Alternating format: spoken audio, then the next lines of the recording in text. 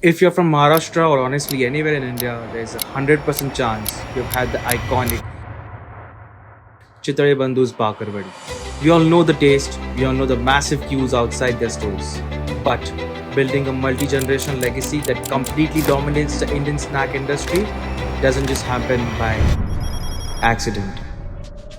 Today we're getting the exact blueprint from the managing partner of Chitore Bandhu, Indranil Chitore. We ask the hard questions. We break down the mindset of Marathi businessmen, where they get stuck and how exactly they should scale. We decode Chitare's aggressive adaptation of cutting edge technology and what the entire world can learn from their systems. We discuss the brutal reality of how a startup founder can actually grow from zero to one, and most importantly, the absolute masterclass in building a brand's narrative, marketing, and legacy that lasts for generations. Indranil Chitore, welcome to Beyond Bar and Bag. Bakarwadi हा शब्द बोलल्यावर सगळ्यात पहिला डोक्यात तुमच्या काय येतो? एक ब्रँड येतो, जो ब्रँड महाराष्ट्रामधून निर्माण झाला आणि तो महाराष्ट्रातच नाही पण इंडियातून आणि इंडियाच्या बाहेर सुद्धा खूप प्रसिद्ध झाला. स्नॅक्स नाही तर डेअरी पण आणि प्रोटीन बार्स पर्यंत हा ब्रँड पोहोचला आहे. येस, मी बोलत आहे चितळे या ब्रँड बद्दल. आज आपल्यावर आहेत इंद्रनील चितळे, जे चितळे बंधूचे मॅनेजिंग पार्टनर आहेत. Indraneel Chitale, welcome to beyond bar and bench. Thank you. Pleasure being here. Yes. Snacks is something that people consume at any point of time. सकाळी नाश्त्याला, जेवणाबरोबर, चिवडा, संध्याकाळी चहा बरोबर काहीतरी खाल्लं किंवा इवन रात्री पण स्नॅक्स म्हणून. आणि just like these days a lot of people have midnight snacks as well. So Chitra is in every household in Maharashtra, in India, and now even in abroad is what I've seen. So you're a very young entrepreneur representing Chitra at a global level. I want to get straight to the point and ask a very difficult question, which a lot of people might be having, and there's a lot of assumption regarding it. So, getting into your family business, which is centuries old, if I may say, how is it? Is it difficult? What are the challenges? Because a lot of people think that it's very easy to get into a family business that's running well. So, how do we debunk this? I mean, there is a very nice saying in English, which is a golden cage. It is also sales terminology that that is how we keep your customer attracted. That is how family businesses can be, and that is why it is very important that two things get aligned very well. First would be that what are the values that the family business stands for, because they have stood for such a long period of time. They have done something right. This is why they exist. So, what is the value that remains consistent and throughout for the say 90 years of Chittai Group or 75 years of Chittai Gandhu? And secondly, if that value system is what is driving the company, because these are usually family-owned businesses, what is your value addition to that value? And is your thought process or system or overall ability to function going to help improve what the value system stands for or deteriorate what the value system stands for? If this clarity is something that you are able to convince yourself, then it is not a golden cage at all. It is a gold mine. So, the gold remains the same. Whether you remain trapped or whether you actually create more value out of it, is this something where you have to be very prudent about knowing yourself well, knowing the business well, and then also just like a gold mine, know that you have to dig deep to come up higher. Yes. So you be prepared to dig deep, work hard, slog hard. That way, leave the idea of enjoyment for a certain period of time. And with businesses, there is no concept like weekend or anything. You have to work, you have to be there, you have to be available. And once you're used to that idea very well, and your lifestyle is something that aligns with how the business stands for, I think things are very simple. Right. So you have to be there for the long run. Is it a burden having a family business or to run a family business, to be part of a family business?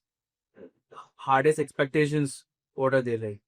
So I won't say it is a burden, simply because I have been fortunate enough to not feel burdened about it. It is a weight that I can. It is a weight that I am aware of.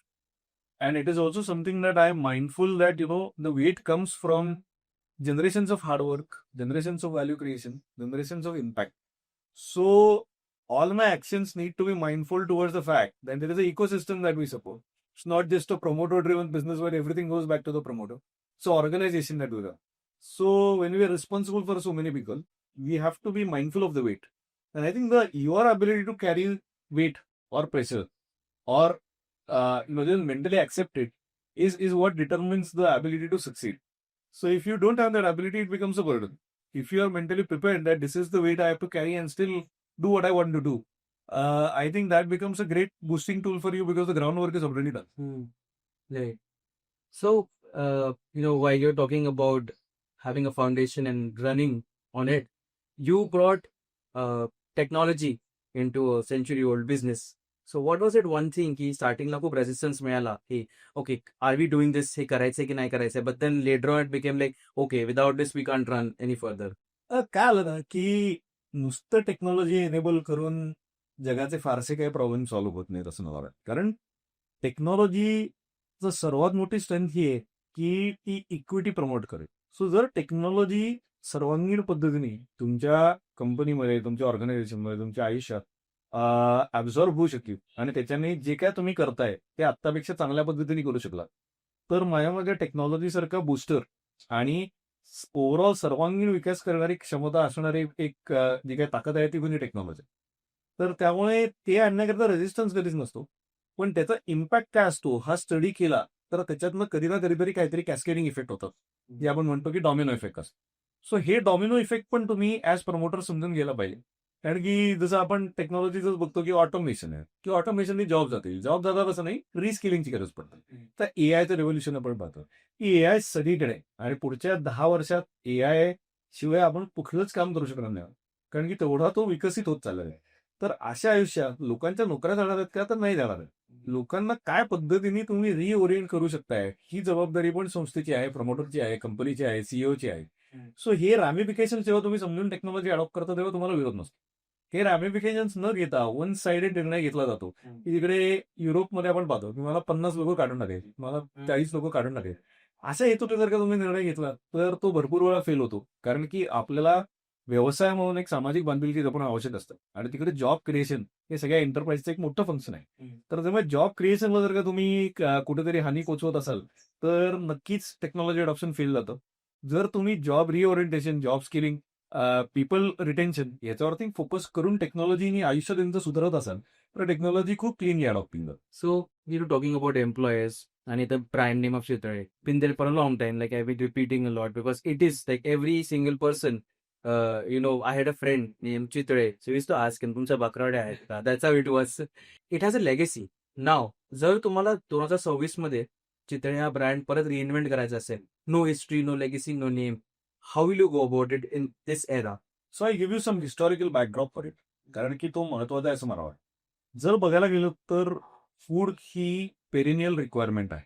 जोपर्यंत माणूस आहे किंवा कुठलाही प्राणी आहे त्यांना अन्न हे लागतं. As a food company we are very clear we have to create value from the food we set. आता आमची सुरुवात जी झाली ती डेअरी सेक्टर म्हणून झाली. आज त्याच्यातनी बॅकवर्ड इंटिग्रेशन करून कित्येक शेतकऱ्यांकडे दूध कलेक्ट केलं होतं आणि कित्येक कस्टमर्स पर्यंत ते पोहोचवलं जातं. पण त्याचबरोबरीने त्याच्यानंतर तेव्हा आपण एक ॲग्रेरियन देश होतो, आता आपण एक सर्व्हिस बेस्ड देश झालेलो. माणसाची लाईफस्टाईल गेल्या 75 वर्षात इतकी बदलली की त्याच्यामुळे डायटरी प्रेफरन्सेस आणि चेंजेस पण बदलले. आणि पुढच्या दशकात जेनझी जसं जसं वर्कफोर्समध्ये येतंय, जेन अल्फा आता येईल त्याच्यातनं, तर या सगळ्या लोकांचे प्रेफरन्सेस अबाउट डाएट हे त्यांच्या लाईफस्टाईलच्या अराउंड आहे की जे आपल्यासारख्यांचे वेगळे होते. तर त्यामुळे त्या लाईफस्टाईलमध्ये पुढचं डाएटरी प्रोफाईल कशी चांगली राहील या दृष्टीने nutrition is going to play the most important role. आणि चितळे बंधूंमध्ये सुद्धा आम्ही आता गेलं जे विजन स्टेटमेंट आम्ही रिवाईज केलं या दशकाच्या सुरुवातीला, तेव्हा आम्ही आमचं विजन स्टेटमेंट हेच ठेवलं की we want to improve nutrition for every gram we sell. त्याच्यामुळे जर प्रत्येक ग्रॅम आम्ही विकतोय जर आम्हाला काहीतरी व्हॅल्युएशन करायचे असेल तर त्या पद्धतीने न्यूट्रिशन फोकस्ड फूड ब्रँडच आम्ही बनवला असता. आम्ही तेच करायला गेलोय आणि आताच पुणे ग्रँड टूरच्या वतीने आम्ही तो आमचा millet based protein bar launch केलाय. आणि पुढच्या काळात जाऊन आमच्याकडनं भरपूर नवीन पदार्थ येतील की जे हेल्थ ओरिएंटेड असतील आणि जे तुम्हाला फक्त सॅटिस्फॅक्शन फ्रॉम इमोशनल पर्स्पेक्टिव्ह नाही तर हेल्थ आणि न्यूट्रिशन पर्स्पेक्टिव्ह पण देतील.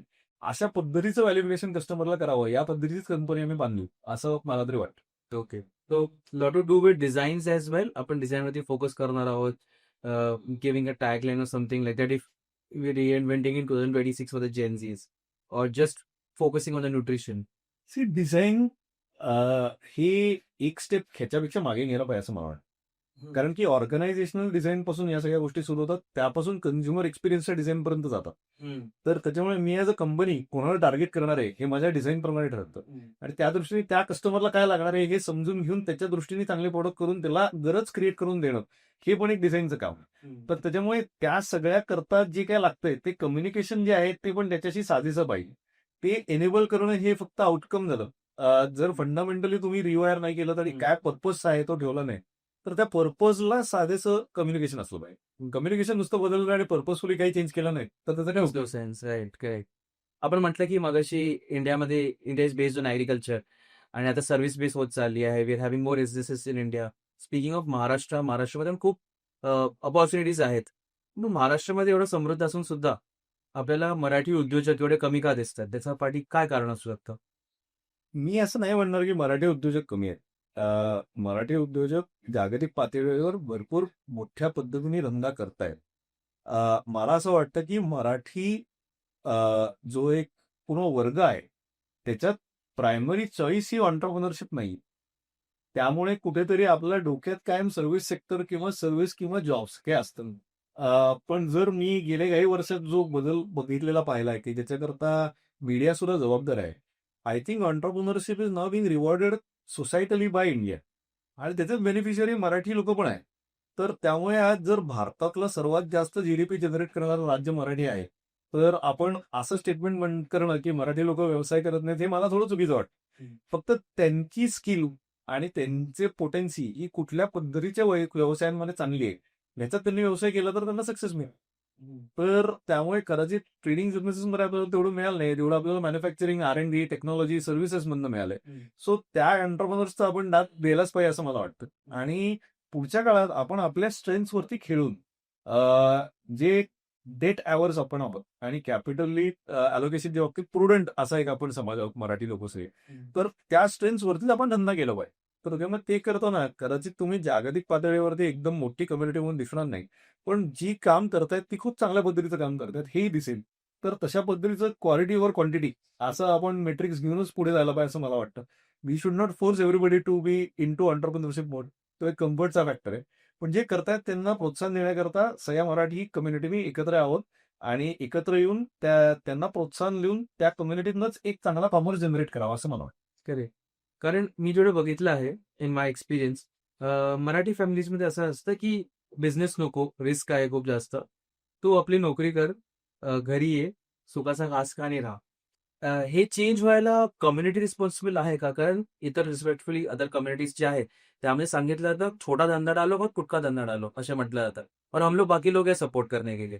इतर कम्युनिटीजचे लोक पण कम्युनिटीमध्ये इतर लोक पण सपोर्ट करतात फायनान्शियली सुद्धा.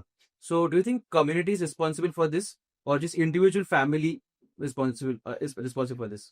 मला वाटतं की ऑन्टरप्रिनरशिपचं स्पिरिट येण्याकरता समृद्धी हा सर्वात महत्वाचा फॅक्टर आहे. जिकडे कुठे कमतरता आहे, शॉर्टेज आहे, सप्लायच नाहीये, इनोव्हेशन करता खूप स्कोप तिकडे वाढतं.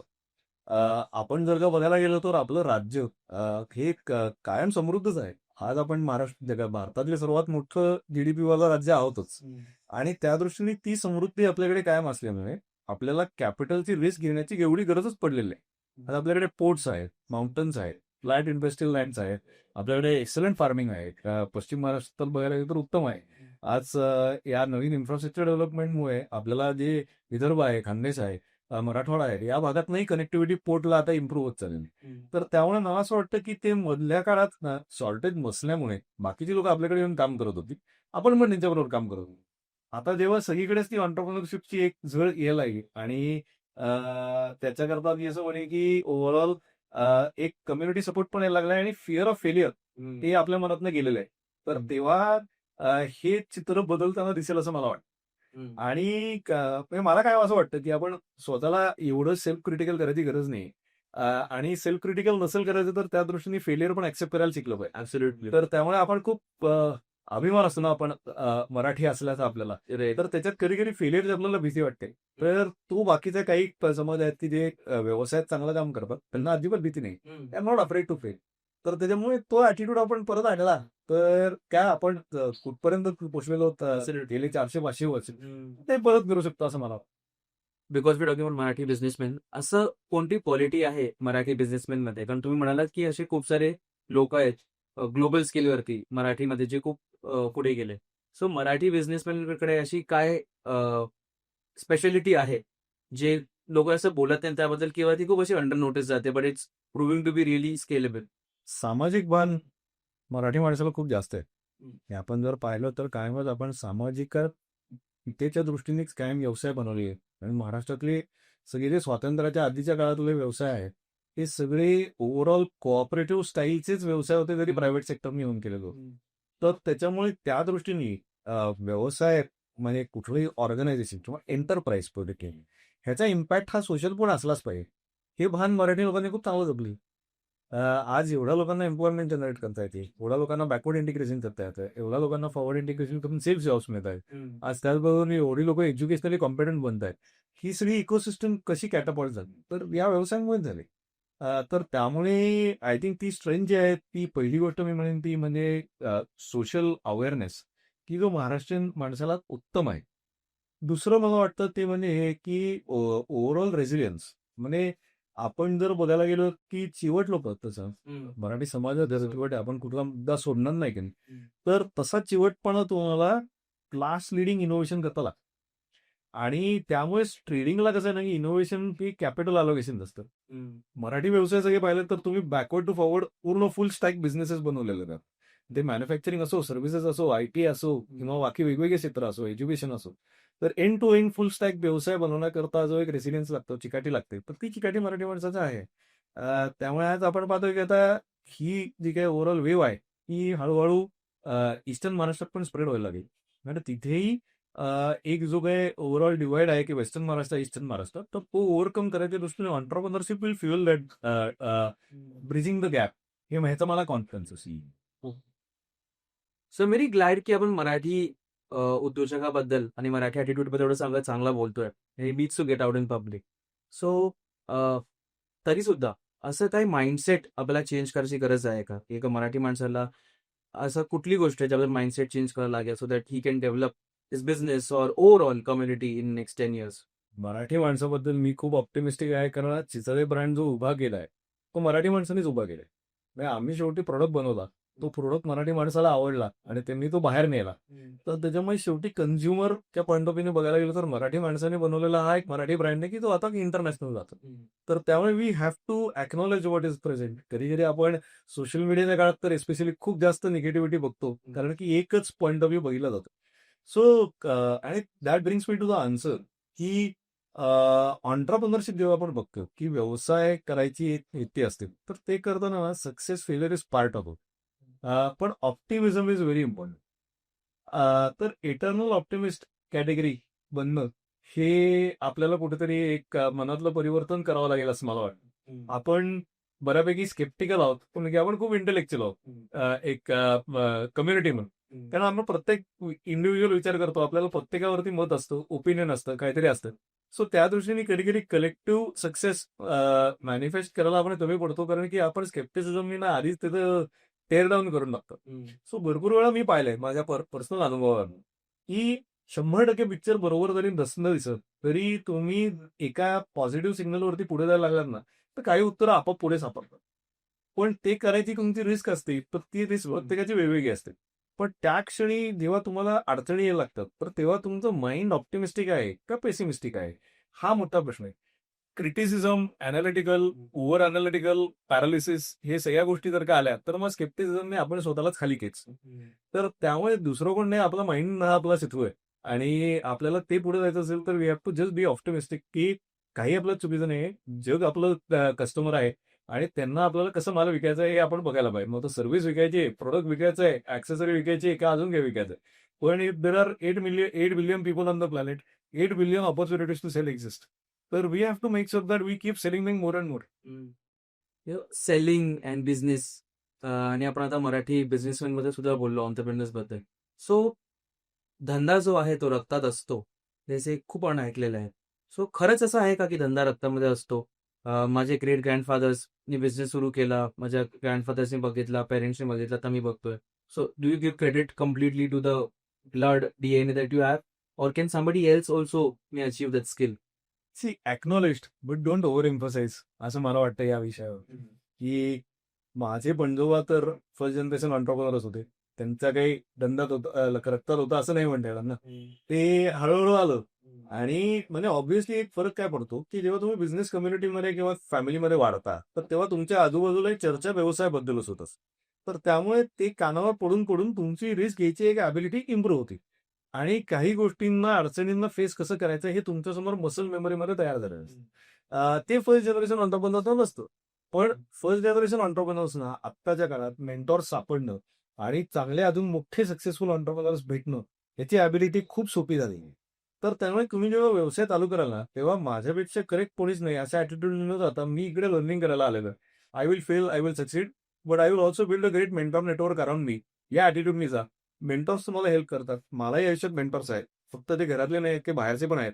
ते आणि कुठेतरी मला माझ्या एका ताईनी लहान असताना खूप सांगितलं होतं, की always have mentors were smarter than me. तर त्याच्यामुळे I chase mentors. I ask people to mentor me and talk to me and create sounding boards.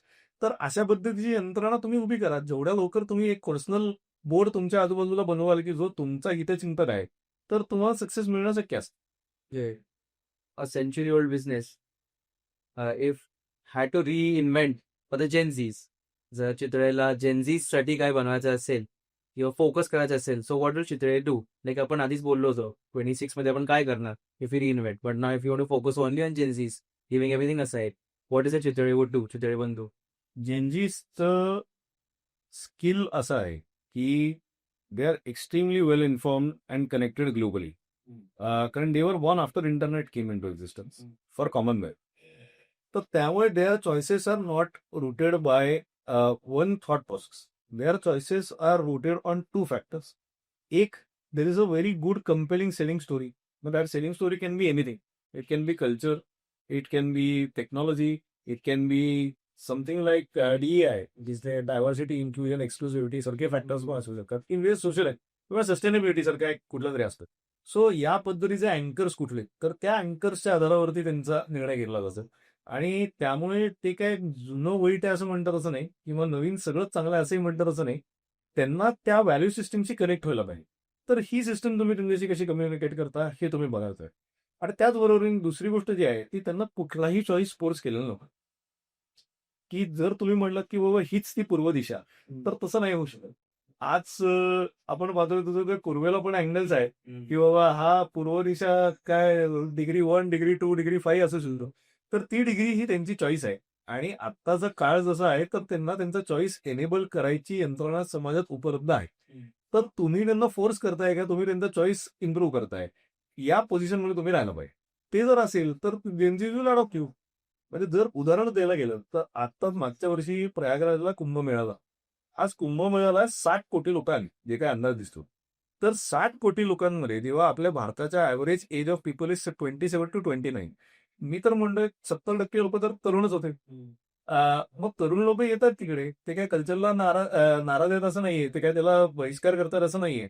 So ते येताना कुंभमेळ्याची सेलिंग स्टोरी आणि त्याचं मार्केटिंग आणि त्याच्या फॅसिलिटीज, सोयी, हे सगळं इतकं उत्तम पद्धतीने केलं होतं की त्याच्यामुळे तिथे लोक आली. तर त्यामुळे कल्चरला विसरू नका. कल्चर काही वाईट नाहीये आणि तुमची ट्रेडिशन, हिस्ट्री सगळं जे आहे ते मार्केटेबल पण आहे आणि ते व्हॅल्युएबल पण आहे. फक्त ते करताना त्यांच्या व्हॅल्यू सिस्टीममध्ये ते कसं कम्युनिकेट करायचं हे तुमचं महत्वाचं काम होईल नंतर ब्रँड. आय थिंक ते लिव्हर्स वरती आम्ही ग्रो करू असं मला वाटतं. The soul of Chitre. So, every food brand has a non-negotiable. की हे करणारच नाही किंवा हे करायचंच आहे काही झालं तरी. So what is Chitale's non-negotiable? So पहिली गोष्ट क्वालिटी. म्हणजे माझ्या पणजोबांनी माझ्या आजोबांना सांगितलं होतं की ज्या दिवशी दुधात पाणी घालायची वेळ त्यावेळेस धंदा बंद कर. तर त्या पद्धतीच्या विचारसरणीनेच कंपनी काय मोठी झाली. आणि माझ्या मते आज आमचे जे कस्टमर्स आहेत ते आम्हाला कदाचित काही वेळेस आमच्या क्वालिटी करता ₹5 प्रीमियम पण देतात, पण आमचा प्रोडक्ट घेतात. सो ही लॉयल्टी जी काय आमच्या पूर्वजांनी बिल्ड केलेली आहे त्यांच्याबरोबर, तर ते करताना one parameter that has stood constant is quality assurance. So हे नॉन निगोशिएबल आहे. Chitale product will always come with quality. मग price does not equate quality, but quality for the right price and right value हे enable करत राहणं या दृष्टीने आम्ही काम करतो. आणि मग त्याकरता तुम्हाला इनोव्हेशन लागेल तर इनोव्हेशन, थेरी ऑफ कन्स्ट्रेन्स लागेल तर थेरी ऑफ कन्स्ट्रेन्स, लीन करायचं असेल तर लीन, काय पेटंट्स करायचं असेल तर पेटंट्स, जे काय लागेल ते त्या एका सेंट्रल विजनच्या अगेन्स्ट आम्ही करतो. You use couple of big words in the last answer. So, खूप लोकांना MBA करायचं असतं बिकॉज त्यांना असं बिझनेस सुरू करायचा असतो किंवा they want a good position in a company. How important is education when it comes to excelling? Is it just a piece of paper that helps you at the start, or it gives you knowledge throughout the time, or you learn more as you grow and move forward? Knowledge absorption is a life time process. आयुष्यभर तुम्हाला knowledge हे ॲब्झॉर्बच करत राहायला पाहिजे आणि त्या ॲब्झॉर्प्शनची तुमची capability असेल तोपर्यंतच तुम्ही रेलेव्हंट आहात. तर त्यामुळे वयाचा अनादर न करता केवळ तुमचं वय झालंय किंवा तुम्ही वृद्ध आहात म्हणजे तुम्ही नॉलेजेबल आहात असं नाही. So wisdom comes with experience. आणि त्यामुळे तो एक्सपिरियन्स जो आहे तो सिनियर लोकांना आपण कधी मान देतो जेव्हा ते आपल्याला आपल्या भाषेत काहीतरी गोष्ट समजावू शकतात with their years of wisdom. तर त्यामुळे knowledge observation is life time, it is perennial. जोपर्यंत जीव आहे तोपर्यंत तुम्हाला नॉलेज ऑब्झर्व करायला लागणार. एज्युकेशन तर काय आहे ना की आत्ताच्या या AI एनेबल्ड काळात एज्युकेशनमध्ये खूप जास्त प्रमाणात डिस्ट्रप्शन होईल असं मला वाटतं. पण ते करताना एक फंडामेंटल गोष्ट जी आपल्याला लक्षात ठेवणं आवश्यक आहे ती मला वाटतं ती म्हणजे एज्युकेशन आपल्याला आणणारी मुळे येणारी डिसिप्लिन. आज काय आहे की आज आपल्याबरोबर 100 लोक कॉलेजमध्ये शिकतात, 25 लोक आपल्याबरोबर एक इलेक्टिव्ह शिकायला येतात, 150 लोक MBA करायला तुमच्याबरोबर येतात की जे वेगवेगळ्या बॅकग्राऊंडवरून आले असतात. आज तशा कॉम्पिटेटिव्ह एन्व्हायरमेंटमध्ये तुम्हाला परफॉर्म करण्याकरता एका पद्धतीचं नियोजन लागतं, एक डिसिप्लिन लागते आणि ते सातत्याने तुम्हाला करत राहायला लागतं तेव्हा तुम्हाला कुठेतरी काय डिग्रीज मिळतात. सो हे कष्ट करायची जी ॲबिलिटी आहे हे तुमचं ग्राउंड वर्क आहे. तुम्ही त्याच्यात काय स्किल शिकताय किंवा काय एज्युकेशन करताय किंवा काय कोर्स करताय त्याचा काय रेलेव्हन्स आहे हे आता डिटर्माइन करणं आत्ताच्या काळात खूप अवघड आहे. हे बरेच फंक्शन कदाचित ऑटोमेट पण होतील यायच्या काळात. पण जी डिसिप्लिन तुम्ही बनवाल ती नॉन निगोशिएबल आहे. आणि जर व्यवसाय तुम्हाला करायचा असेल तर discipline is one of the biggest things that you need. कारण की एक वाईल्ड आयडिया यायला कधी कधी म्हणजे एडिसन सारख्या माणसाला अख्खं आयुष्य गेलं किंवा सभ्यता फाउंडर होता त्याला 60 वर्ष लागली तेव्हा त्यांनी तो स्टार्टअप काढला. तर ते कधी गेले तुम्हाला माहितीच नाही ना. पण मग ती आयडिया येण्याकरता सातत्याने कष्ट करत राहणं आणि एक छान मोठा गोल परसू करत राहणं याचं जी फोकस राहतो तो डिसिप्लिन आहे. त्याच्यामुळे डिसिप्लिन बिल्ड करायचं काम हे शिक्षण संस्था छान पद्धतीने करतात. म्हणजे संस्था म्हणजे कंपन्या, कॉलेजेस मी म्हणत नाहीये, पण एज्युकेशनल पॅटर्न हा एनेबल करतो. आणि ते करताना तुमच्या आजूबाजूला तुमचं पेअर नेटवर्क होतं की जे इक्वली कॉम्पिटेटिव्ह असतं. त्याच्यामुळे डिसिप्लिनमध्ये कॉम्पिटेटिव्ह राहण्याची एक ॲबिलिटी तुमच्यात ते बनवतो. आणि त्यात आपले जर स्ट्रॉंग MBAs बघायला गेले कुठले की IIMs असतील, चांगली अदर MBA कॉलेज असतील, आमचं HBS हे आयव्ही लीग सारखे कॉलेजेस असतील, या सगळ्यांमध्ये तुम्हाला एवढा केस लोड असतो, एवढं वर्क असतं, तुम्ही बेअरली 4-5 तास झोपता. सो तेवढी इंटेन्स स्ट्रेस हँडल करायची ॲबिलिटी तुमचं त्याच्यातनं तयार होते. कारण की तुम्हाला माहिती आहे की अरे उद्या हे सगळं करून मी तयार नसेन. आणि क्लासमध्ये मला प्रोफेसरने विचारलं की या केस स्टडीमध्ये याचं काय झालं तर तुमचं कोर्स जाऊ शकतो. सो ह्या प्रेशर हँडल करायची ॲबिलिटी पण तुमची एज्युकेशन तयार करतं ना. त्यामुळे अशा पद्धतीने सर्वांगीण पद्धतीने तुमचं एक स्ट्रेस टेस्टिंग एज्युकेशन करतं. आणि जेव्हा तुमची स्ट्रेस हँडल करायची ॲबिलिटी कन्व्हिन्स असते ना तर तुम्ही बऱ्याचशा सगळ्या गोष्टी ओव्हरकम करू शकता. भरपूर वेळा ना entrepreneurship is not about wild ideas आणि innovation all of the time. All of those exist with everybody. It is your ability to see through stress and failures and actually see the longer picture की where you are using your discipline to beat all of this. So ती क्षमता बनवायला तुम्हाला education पाहिजे असं. You beautifully answered, loved it. Like it was long, but it was I amazing. think it was important. It was very I've important. never thought through पण आता You can have like parts of this coming out. See, that's how it is. So ideas, business comes to marketing. So people say जो दिखता है वो बिकता है, and marketing is the most important thing. If your marketing is good on point, you can even sell scrap. So what is your opinion when it comes to having great marketing for food? So does a brand speak for itself via marketing or the quality? की काय food is such a easy access market. There is no barrier to entry to that market. So customer is spoiled for choice. आणि spoiled for choice असतो तेव्हा तुम्ही तुमचा product ते दुसऱ्या ब्रँडच्या अगेन्स्ट घ्यावा या दृष्टीने त्याच्या टॉप ऑफ द माइंड राहण्याकरता तुम्हाला कष्ट करायला. So top of the mind is a classic marketing term. आणि दुसरी गोष्ट की शेअर ऑफ व्हॉइस, की किती लोक तुमच्याबद्दल बोलतायत. म्हणजे आज जर माझा ब्रँड चर्चेतच नाहीये, कोणी माझ्याबद्दल बोलतच नाहीये, तर याचा अर्थ मी ब्रँड म्हणून कुठेतरी माझी ब्रँड इक्विटी घालवतोय. मेजरेबल नसेल, सेलमध्ये लगेच दिसणार नाही, पण रिकॉल व्हॅल्यूला त्याला कधीतरी लॉंग टर्म मध्ये हर्ट होईल असं भीती वाटते. तर त्यामुळे हे अवॉइड करण्याकरता तुम्हाला मार्केटिंग करत राहायलाच पाहिजे. मार्केटिंग एका पॉईंटच्या पलीकडे हार्ड मार्केटिंग करत बसलात, तर त्याचा अर्थ तुम्हाला सक्सेस मिळेल असं नाही. कारण की at the end of the day marketing will get you noticed. Once you're noticed your product will be picked up. Product pickup झाल्यानंतर परत प्रोडक्ट पिकअप जेव्हा होतो तेव्हा मेरिट ऑफ द प्रोडक्ट हे प्रूव्ह होतं. तर त्यामुळे पहिल्यांदाच तो पिकअप करण्याकरता तुम्हाला मार्केटिंग करणं आवश्यक आहे. नंतर your product has to do its job. त्याच्यामुळे first build great products, first solve great problems and then communicate this with marketing. When this cycle is followed, that is where your products stand the test of time, and then you don't become a discount brand, but you become a value brand. त्याच्यामुळे marketing करून discount द्यायचा, की जे आपण आता सगळ्या quick commerce, e commerce वरती पाहतो, की 50% ऑफ, 40% ऑफ, तर त्याला काय अर्थ नाही, कारण की मग तुम्ही डिस्काउंट ब्रँड म्हणून बस. काहींची ब्रँड आयडेंटिटी कशी असेल तर उत्तम आहे, पण त्याच्याने लॉंग टर्म व्हॅल्यू क्रिएट होते. त्यामुळे build great products, create awareness for it, and then let merit of the product do your repeat sales. हे यंत्रणा जास्त चांगली असं मला वाटतं. With all your experience in entrepreneurship and marketing as well, the new age generation that is there that's into entrepreneurship. So, what is one thing that most of these new generation entrepreneurs are doing wrong? See, I think one of the big challenges I see with new age entrepreneurs is that they are very, very easy with their equity. They are not holding their equity like that is the most important thing to hold. But I think very few people understand that by the time you are trading equity, every time you are trying to bump your valuation and get in more money to fund your expansion, you are also losing your majority shareholding. So there is nothing more expensive and precious than equity. Hold on to your equity like it is your life. And only dilute when the valuations are right. Otherwise, don't dilute because it is a need. Find innovation where you can protect your equity but still go. तर त्याच्यामुळे equity विकून टाकणं ही माझ्या दृष्टीने सर्वात महत्वाची risk आहे. ती प्रोटेक्ट करा, ती केलीत तर तुमचा व्यवसाय आणि तुम्ही बनवलेली कंपनी ही तुमच्या लाईफ टाईमच्या पलीकडे राहायला पाहिजे. सो कधी कधी आता जे दिसतं ते आपल्याला विकून टाकून पैसे कमवायचे, हा ॲटिट्यूड असेल तर वेगळा विचार आहे. पण ऑर्गनायझेशन आणि नेशन बिल्डिंग तसं होत नाही. Companies have to outlast their founders and their families, and we have to build organisations that last, create value and create great nation building ability. So, it's all about, I feel, you can build a brand, sell it, earn money. But if you have to form a legacy, like the Vegetator has, you have to not just sell away the pieces of companies. What my CA says, if you give away equity, you're giving तुमच्या पोटात तुकडे काढून विकता असं झालं. Absolutely. So, due to lot of entertainment, That is the reasons. yeah. So, entertainment has come up. Shark Tank is there. All these companies are there, and the equity what has become very popular. And when we speak to young entrepreneurs, they say कि हाँ investors जाएंगे 20% 30% equity देंगे, so उससे हो जाएगा. So it's a very, I think, eye opener thing that you told about equity. And equity is not a great word to give it out unless and until it's very much necessary. It should be a scary word, like when you give equity in parts of a company. You should use sleep when you're trying to give equity. Don't trade it as a cheap object. So successful people, this is what they do.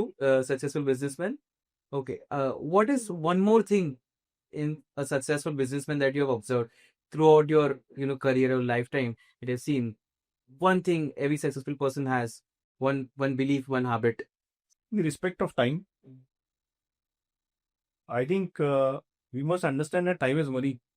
आणि delay केलेल्या कुठल्याही गोष्टी असतात, especially व्यवसायाच्या बाबतीत घ्यायचे निर्णय, ते डिले जे आहेत ते डायबिटीस सारखे आहेत, की आज नाही तर उद्या तुमच्या डोक्यावरती बसतात आणि तुम्हाला त्रास देतात आणि तुम्हाला खाली खेचतात. तर त्यामुळे कधी कधी शॉर्ट टर्म हार्ड डिसिजन घ्यायला तुम्ही घाबरू नका.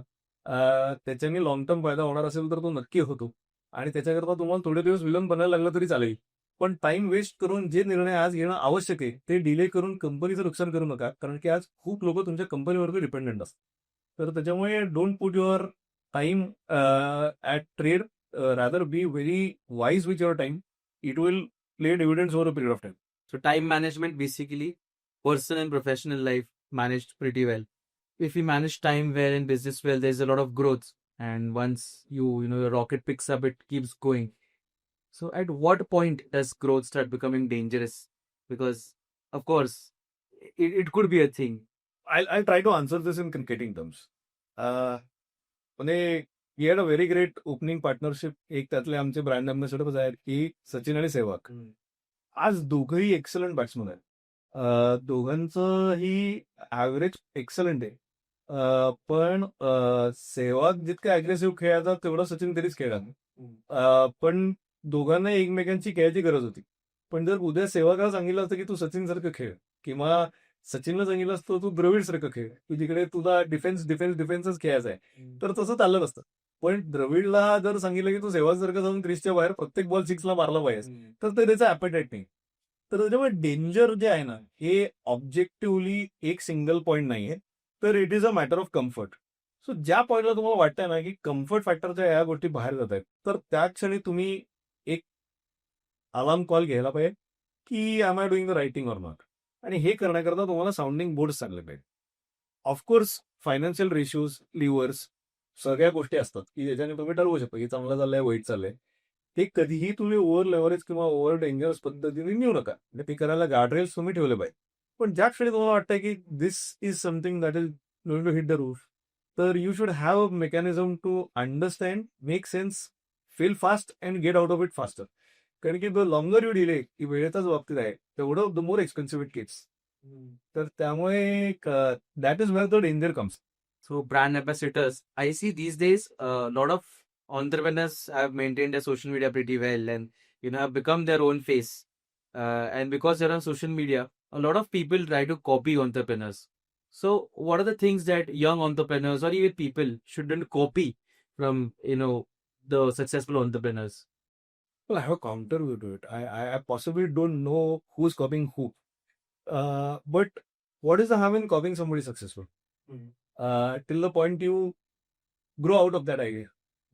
तर त्याच्यामुळे जर कोणतरी चांगलं करतंय आणि ते करून तुम्हाला पण त्याच्याने चांगलं आन्सर मिळणार असेल, तर कॉपी करायला काही हरकत नाही असं मला वाटतं. फक्त ते करत असताना काय कॉपी करताय आणि काय कोर व्हॅल्यू आहे की ज्याच्यात देर is a fundamental difference between your brand and the other brand, हे तुम्ही कायम कस्टमरला सांगत राहायला पाहिजे आणि ते डिस्प्ले केलं पाहिजे तुमच्या प्रोडक्ट क्वालिटी, इनोव्हेशन, सर्व्हिस कशात नाही.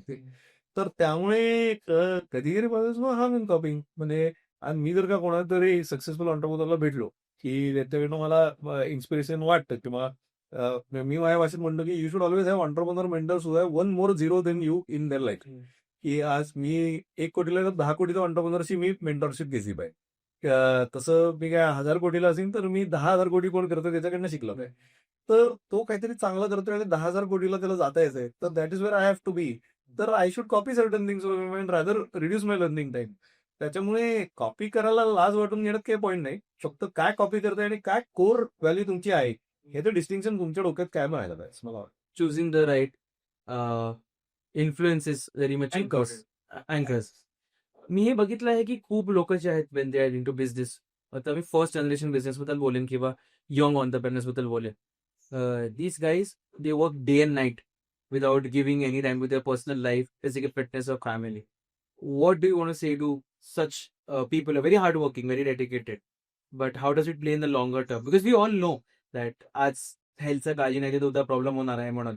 But still, it's passion. And if you stop them, then it may look like, why are you stopping me? I'm very passionate about it. See, I think you need to be that level of passionate to become a very successful entrepreneur.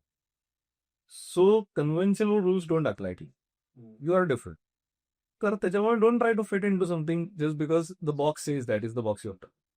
Entrepreneurs are somebody who think out of the box. While doing that, you must prioritize की आयुष्यात ना फक्त पैसा सगळ्या गोष्टी नसतात, त्याच्या पलीकडे खूप गोष्टी आहेत की जसं मास्टरकार म्हणतं की some things money can bye.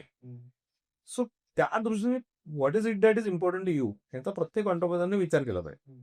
की आता जर म्हणजे तुम्ही पाहिलं की आय थिंक राकेश युनियनवाला हे बोलले की एवढं सगळं केलं, एवढा सक्सेसफुल होतो, एवढा हुशार होतो, पण माझ्या काही हॅबिट्स नीट नाही केल्या, त्यामुळे त्यांना आपल्या जगाला त्यांना लवकर कमवावं लागलं असं झालं. So I think he realise that later की जेव्हा तब्येतीकडे त्यांनी लक्ष दिलं नाही, तर मे बी वेन अवेअरनेस आपल्याकडे सगळ्यांकडे आहे, तर त्या अवेअरनेसचा फायदा करून आपण बघायला पाहिजे की हे सगळं कमवत आहे ते एन्जॉय करायची पण क्षमता तुमच्या शरीराची असली पाहिजे. आणि त्याकरता स्वास्थ्य हे सगळ्या दृष्टीने गरजेचं आहे, आणि त्याच्याकरता शारीरिक आणि मानसिक हे दोन्ही स्वास्थ्य जपणं आवश्यक आहे. तर त्यामुळे मेक शुअर की your passion does not make you a complete fool or a complete madman or a mad woman. It is very important that passion ignites innovation, gets you better people around to help you grow the organization, and rather makes you a better person. So if that is there, the passion is healthy. If that is not happening, the passion is unhealthy and dangerous. So this self-awareness is what you should have. If you don't evolve, you're gone. So change is constant. It has to always be in a business. So why do people in business fear change? Like they don't want to break the rules that are there, break the paths. They want to just continue. What is your opinion on this? Physics आहे, inertia. So inertia नैसर्गिक गोष्ट आहे, ती माणसाला लागू आहे. त्याच्यामुळे if y fix if not broken या ऍटिट्यूडने आपण असतो. आणि हा ऍटिट्यूड कधी कधी आपल्याला डायनोसॉर बनवून जर 65 मिलियन इयर्स आपण बघायला गेलं तर पृथ्वीवरती सर्वात डेंजरस आणि सर्वात शक्तिशाली असा प्राणी बघायला गेलो तर डायनोसॉर. पण 65 million years later they are now in museums. पण तेव्हा झुरळं होती की जी अडॉप्ट करत गेली, तर तेव्हाची झुरळं अजूनही तशीच स्पीसी म्हणून आहे. तर ती डेक्स्टरिटी ती अँबिग्युटी त्यांच्याकडे होती. तर त्यामुळे we have to keep evolving. याला का हा निसर्गाचा नियम आहे आणि या निसर्गापेक्षा सर्वश्रेष्ठ कोणीच नाही. तर त्यामुळे आपणच आपल्याला ठरवायला पाहिजे की आपल्याला डायनोसॉर बनायचंय का झुरळ बनायचंय, का आपल्याला दरवेळेस डायनोसॉरच्या माइंडसेटचं झुरळ बनायचंय, की जे काय एव्होल्युशन करू, जे काय अडॉप्शन करू, तिथे आपण सर्वात मोठे असू. आणि तो चॉईस आहे, त्याच्याप्रमाणे पुढे गोष्टी बदलतात. ही गोष्ट मी पहिल्यांदा शिकलो चेतन भगतकडनं. Who is a very popular writer, novelist, movie producer as well ना. पण he made this example to me की तुला डायनोसॉर बनायचं आहे का तुला कॉकरोच. आणि आय थिंक तेव्हापासून जेव्हा मी मानसिक दृष्ट्या ऍक्सेप्ट केलं की बाबा डायनोसॉर नाही, मला कॉकरोचच बनायचंय आणि मी तेवढा चिवट पद्धतीने धंदा करत राहणार आहे. जे काय बदल होणार ते बदल मी स्वीकारणार. सो त्याच्यानंतर माझं मानसिकता बदलली आणि मला खूप फायदा झाला. तर त्यामुळे I think that is what you have to accept and make peaceful असं मला वाटतं. वादळामध्ये मोठे झाडं तुटतात. ग्रास जे असतं ते वागतं म्हणून टिकतं. So it's just all about adapting. So it was really great talking to you. Answers were short, crisp, on point, perfect, and there's a lot people can learn from you. I hope so. I'm sure because you've given like perfect answers. We had it very in a short time, and I'm really glad you gave us time. We really loved the house as well. We're right now at the Chitre's house, and it's very beautiful. And we are glad we could come on time and get this podcast done. Thank you so much for your Thank you time. for making the long journey. Yes. I think not the best day to travel. Yeah. But, I hope it was worth it. 5 hours, I think so. Yeah. We have another company called as Viraj Studios, and we create comics and superheroes. So here is a small gift from our side. This is free of Indranil Chitre. We imagined it in a caricature style. It was an amazing one. Very nice. I think this will go into my office. Yes. Thank you. Thank you so much. Thanks. So if you have got to learn anything from our podcast, there's a lot you can revisit and a lot you can learn from us. So do not forget to subscribe to Beyond Bar and Bench. This is Advocate Virat Vilas Pawar. Thank you so much.